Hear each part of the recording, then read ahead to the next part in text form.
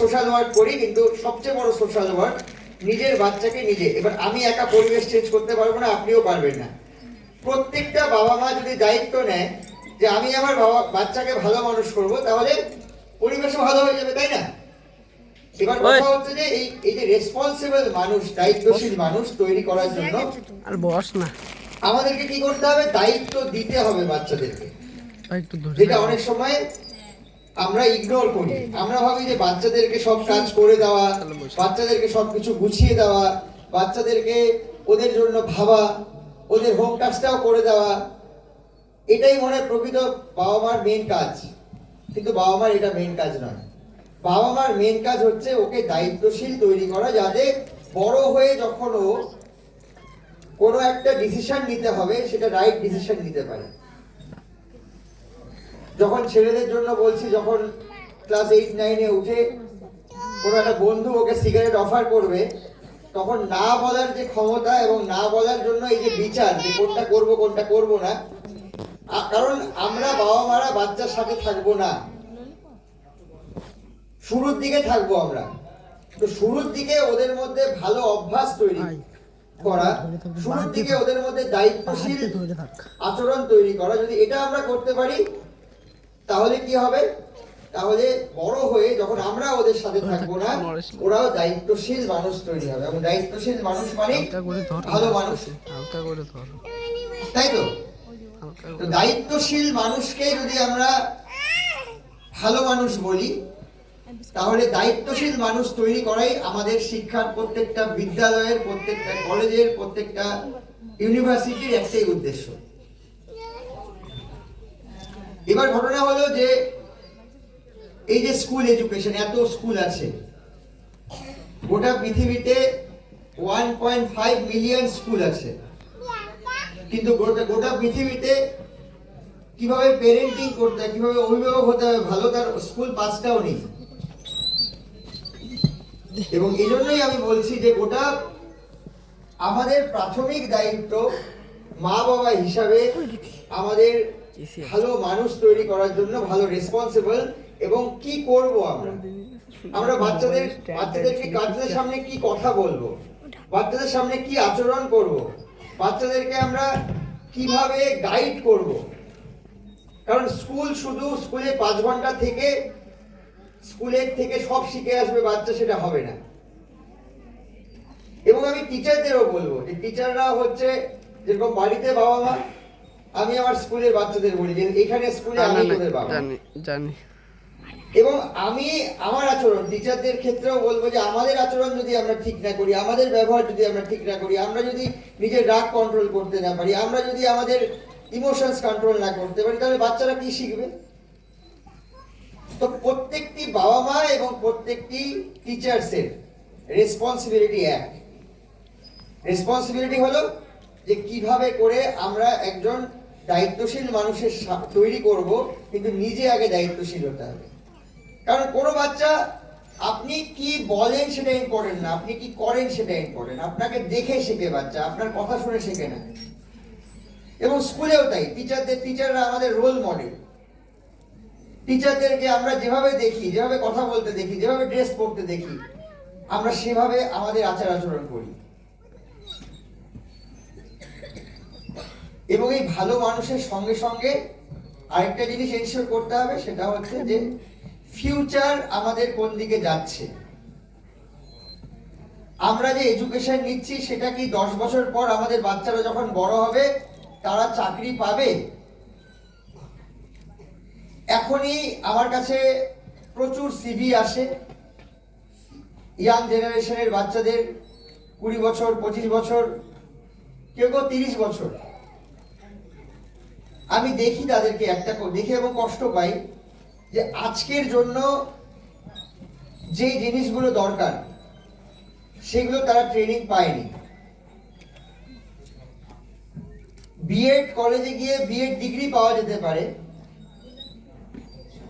যদিও সিবিএসসি বলে বিএড লাগবে, আইসিএসসি বলে বা যে কোনো বোর্ডে বিএড কম্পালসারি পড়াতে গেলে, কিন্তু বিএড কলেজে কি সত্যি আমরা শিখি কিছু?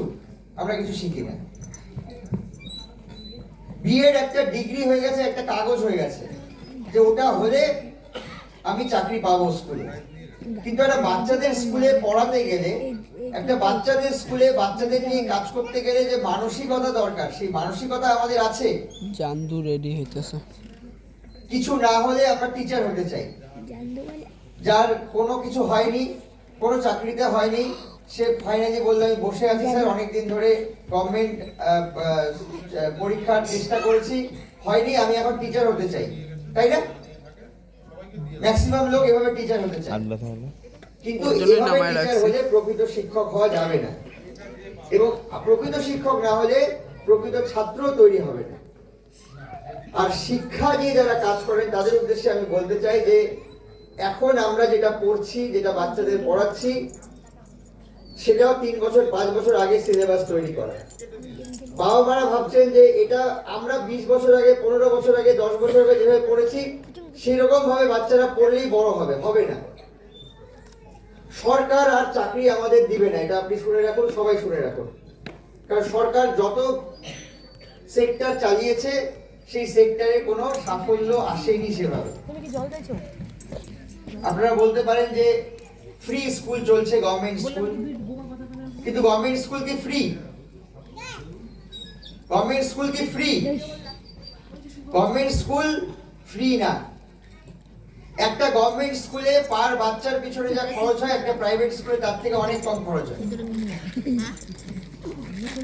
আমরা হয়তো ফ্রি সার্ভিস পাচ্ছি, কিন্তু আপনি যদি একটা স্কুলের টোটাল টিচার্সদের বেতন, তাদের মাথা পিছু এবং সেটাকে তার ইনফ্রাস্ট্রাকচার কস্ট এবং বাচ্চাদের নাম্বার অফ বাচ্চাদের ভাগ করেন, তাহলে একটা বাচ্চার পিছনে কত খরচ হয় সেটা বেরিয়ে আসবে।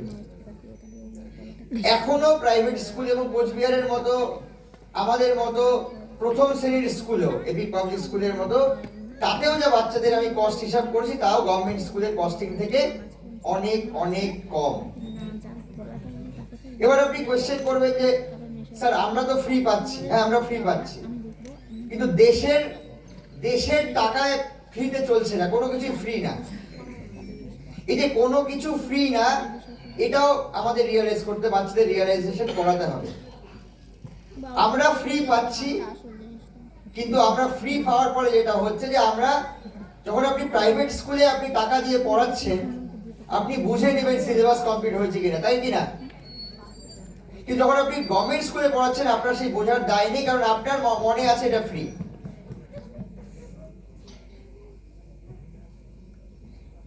আমি জানি না, আমি একা বললে সলিউশন হবেও না, এবং গভর্নমেন্ট স্কুলের এই যে পতনের পিছনে টিচার্সদের ভূমিকাকে সবাই বড় করে দেখান, আমি সেভাবে দেখাই না। এটা একটা ওভারঅল অনেক কিছুর সমন্বয় মিলে এটার পতন হয়েছে, এবং সামনের দিনে আরো পতন হবে, এবং প্রাইভেট স্কুলগুলোই রান করবে, প্রাইভেট স্কুলগুলোই চলবে।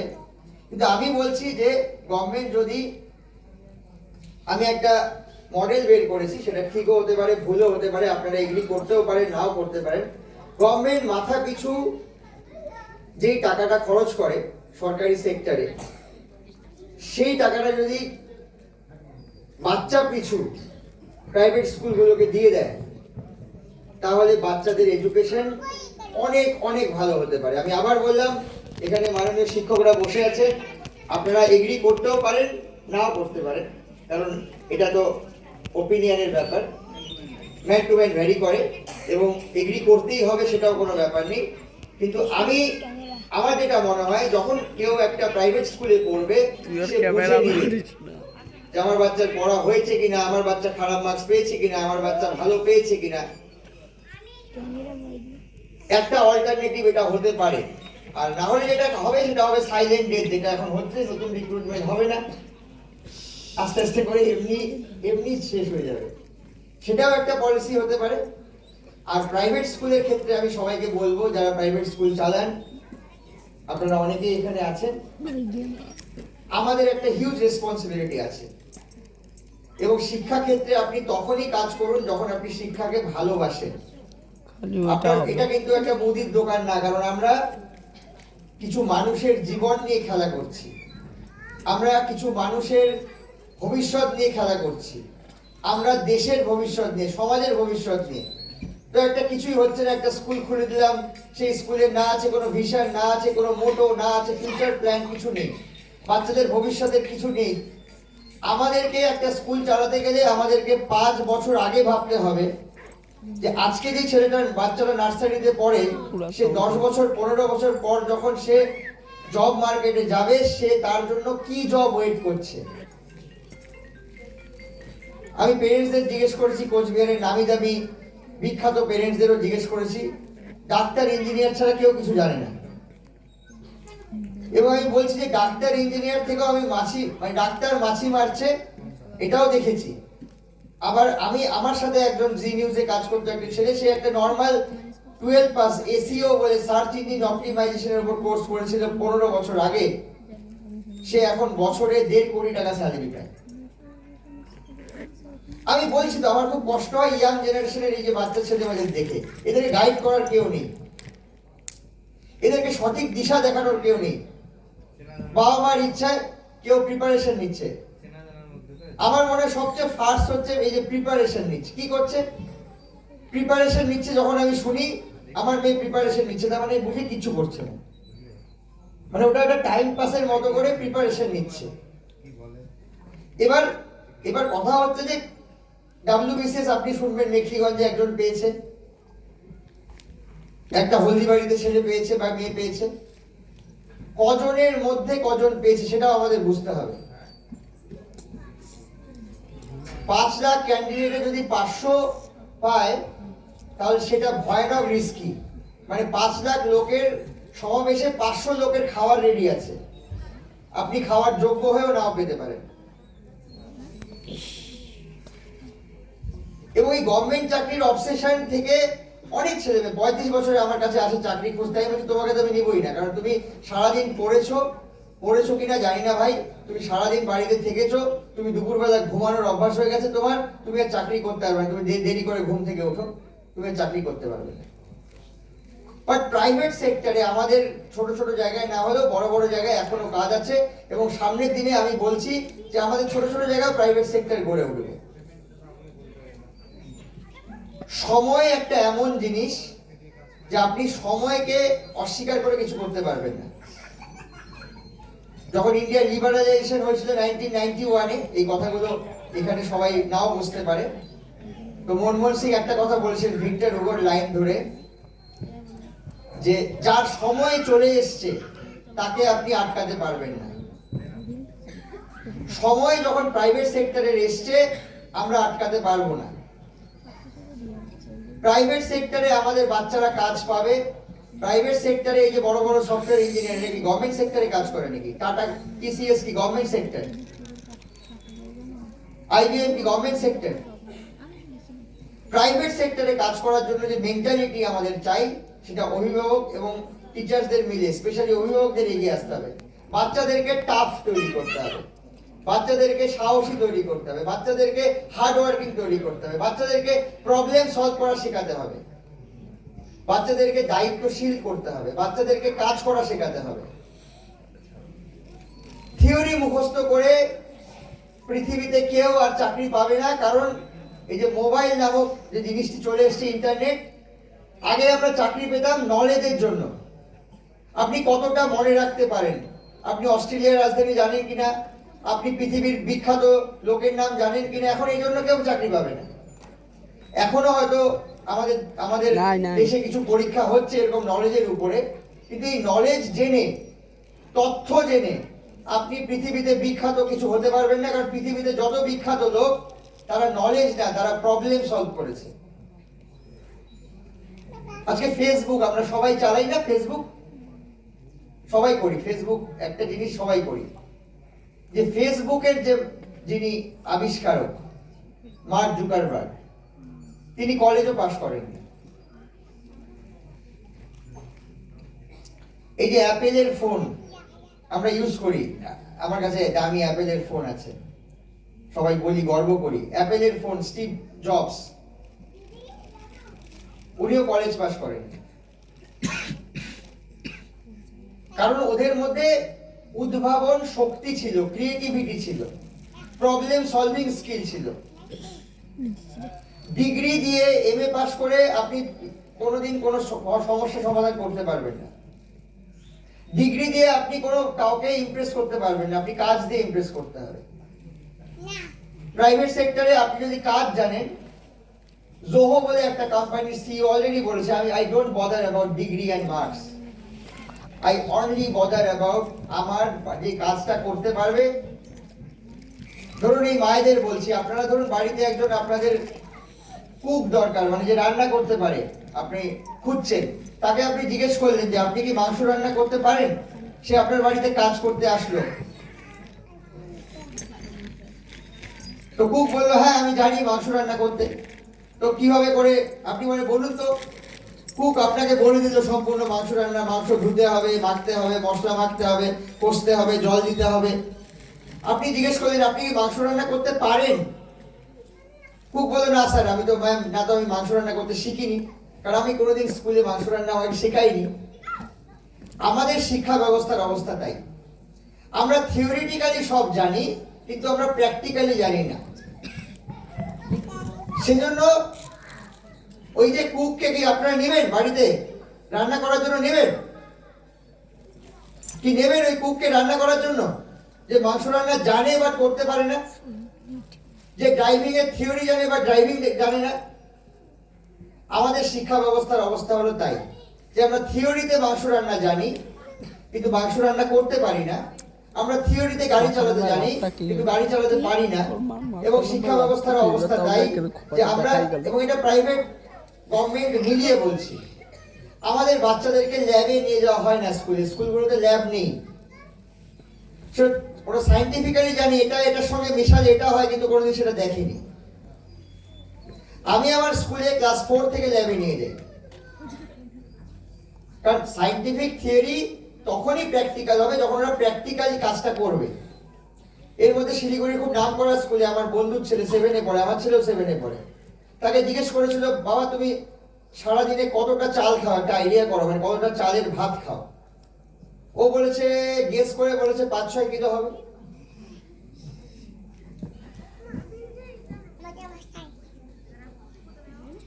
বাচ্চারা জানে না, এখনকার দিনের আইডিয়া নেই, ফুটের অঙ্ক করছে, হাজার হাজার ফুটের, 1 ফুট কত আমি বাচ্চাদের জিজ্ঞেস করেছি, 10 ফুট কত আইডিয়া বলতে পারছে না। এই বাচ্চারা বড় হয়ে চাকরি পাবে না। ওরা জানে না যে ঠিক আপনার ফুলকপিটা কোথায় হয়, গাছের উপরে এরকম কোনো গাছ আছে নাকি। এখনকার বাচ্চাদের অবস্থা সেরকম হচ্ছে, দিনাটা এরকম না হলেও হয়তো কোচবিহার শহরে এরকম হচ্ছে। আমার স্কুলে বাচ্চাদের নিয়ে গিয়ে আমি ধান রোপণ করাই, আমার স্কুলে আমি বাচ্চাদের নিয়ে গিয়ে ধান রোপণ করাই, কারণ ওরা যাতে প্র্যাকটিক্যালি গিয়ে শেখে। এবং এই প্র্যাকটিক্যাল লার্নিংটাই হচ্ছে ফিউচারের লার্নিং। যদি বাচ্চাদের বড় করতে হয়, বাবা মা এবং শিক্ষকদের উদ্দেশ্যে বলছি যে আপনারা প্র্যাকটিক্যাল যত বেশি করাবেন, কারণ জীবনে প্র্যাকটিক্যাল হবে। জীবন কোনোদিন এই যে সোজা কোশ্চেন, অনেকে বলে স্যার সোজা কোশ্চেন, 90% পেয়েছে না 10% পেয়েছে, বাচ্চা 90% 90 পাচ্ছে, ম্যাথসে না 10 পাবে, কিন্তু আমার উপর, আমি কোশ্চেন সেট করার উপর, শিক্ষকদের উপর। আপনি সোজা কোশ্চেন করবেন 90% পাবে, কঠিন কোশ্চেন করবে 10 পাবে। জীবনে কোনো পরীক্ষা সোজা হয় না, জীবনের সব পরীক্ষাই কঠিন হয়, এটা আমাদের বাচ্চাদের শেখাতে হবে। আমাদের বাচ্চাদের হার্ড ওয়ার্কিং শেখাতে হবে, আমাদের বাচ্চাদের ওদেরকে শেখাতে হবে যে ওরা যাতে সবকিছু হাতে কলমে করতে পারে।